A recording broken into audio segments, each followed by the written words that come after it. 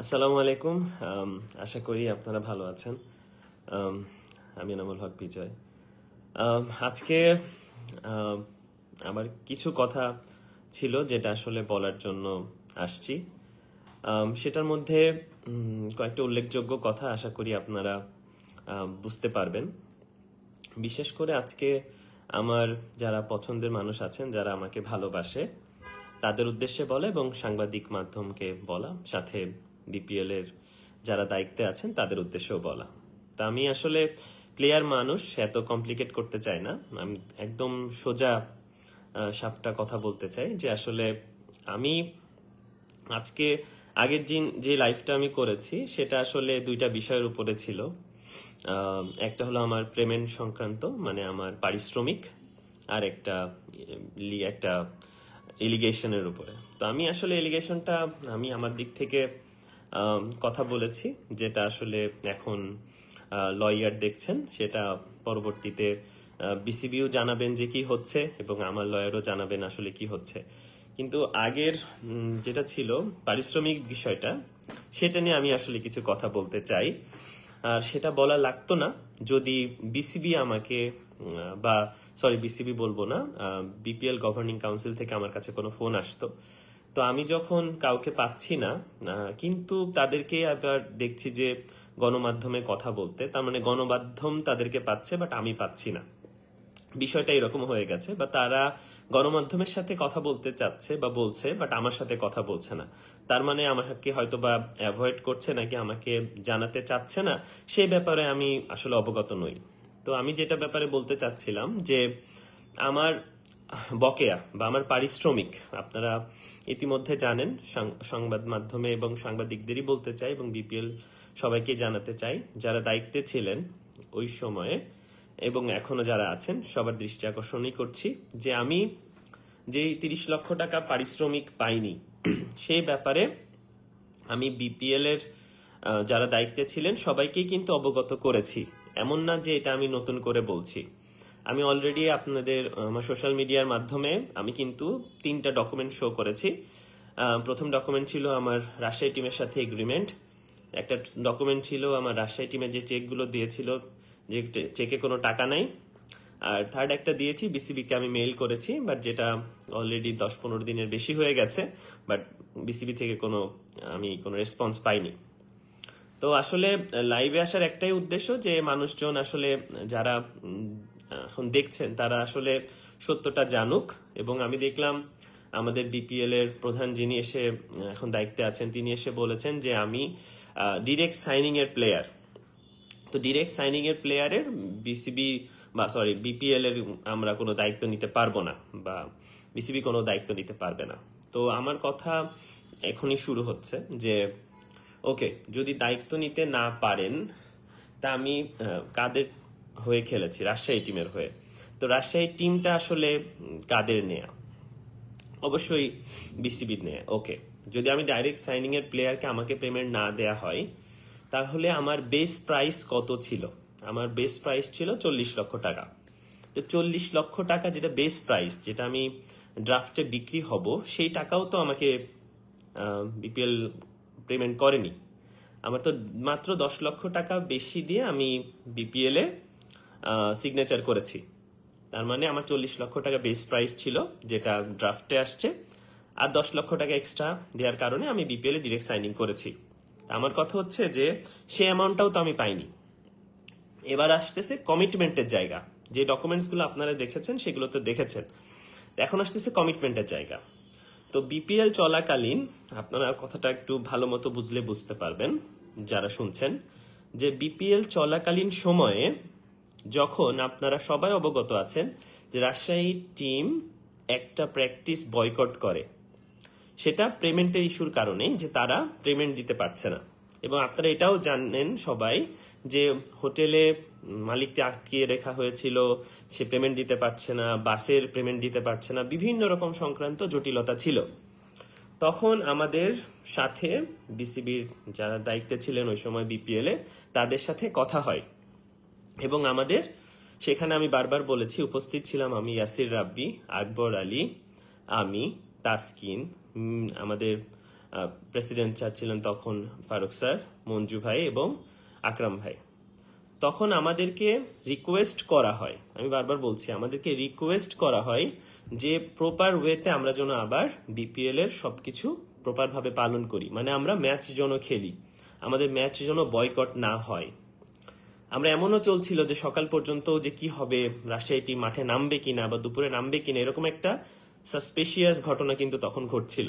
কিন্তু আমাদেরকে বিসিবি থেকেই এবং বিপিএল থেকেই বলা হয় যে এরকম কোনো ঘটনা ঘটলে বাংলাদেশের বদনাম হবে এবং বিপিএল এর বদনাম হবে, এইরকম একটা বাজে ঘটনার সম্মুখীন বিসিবি হতে চায় না এবং বিপিএল হতে চায় না।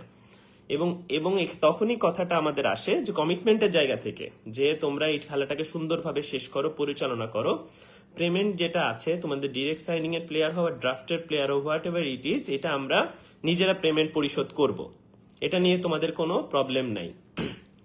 ঠিক আছে, তখন আমরা কি করলাম, আমরা খেলাটাকে কন্টিনিউ করলাম, আমরা বিপিএলটা সুন্দর করে পরিচালনা করলাম। তখন আমরা আর মালিকের সাথে কথা বলার দিকে ছিলাম না।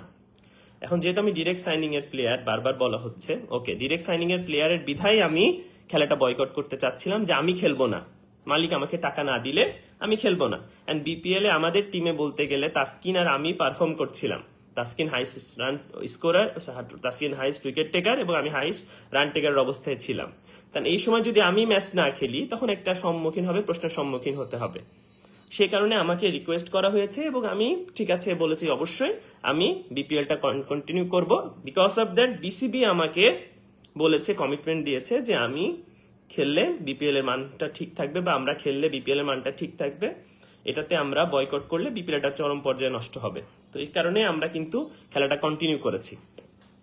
এবার আসতেছে টুইস্টটা হলো যে আমরা যেই এলিগেশনের শিকার হয়েছি তা আমরা কিন্তু বিপিএল ইন বিটুইন ম্যাচের মধ্যেই ঘটনার কারণে হয়েছে, এরকম ঘটনাই বলা হচ্ছে যে আমরা বিপিএল এর মধ্যে হয়েছে।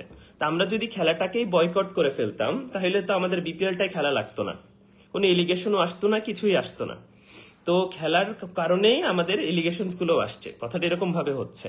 তা আমার কথা হচ্ছে যে আমরা বিপিএল এর কন্টিনিউ করলাম, বিসিবিতে যে কথাগুলো আমাদেরকে বলেছে কন্টিনিউ করার জন্য, খেলাটা আমরা কন্টিনিউ করি এবং আমরা কন্টিনিউ করেছি বিসিবির সবার কথা শুনে।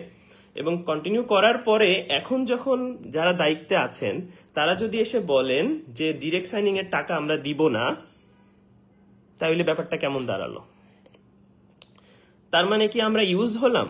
এমন হলো ব্যাপারটা যে ওই সময় আপনারাই বললেন, আমাকে কমিটমেন্ট করলেন যে আমাকে টাকা দেয়া হবে, আমার পারিশ্রমিক দেয়া হবে, কিন্তু এখন আপনারা বলছেন 1 বছর পরে এসে, জাস্ট বিপিএল এর 1-2 দিন আগে আপনারা আমাকেও না টিভি ইন্টারভিউর মাধ্যমে জানানো হচ্ছে যে ডিরেক্ট সাইনিং এর কিসের টাকা?